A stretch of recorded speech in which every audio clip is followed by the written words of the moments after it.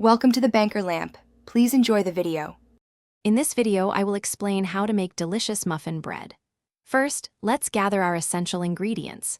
You'll need about 2 cups of all-purpose flour, half a cup of granulated sugar, 2 teaspoons of baking powder, and a 1/4 teaspoon of salt.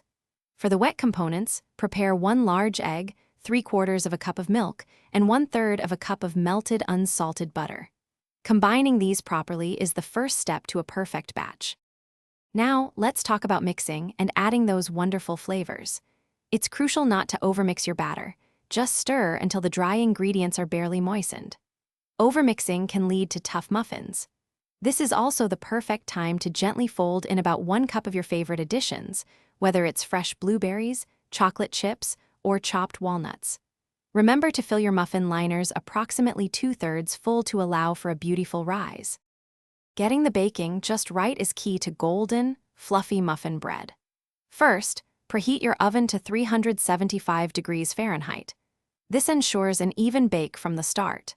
Place your filled muffin tin into the preheated oven and bake for approximately 18 to 22 minutes.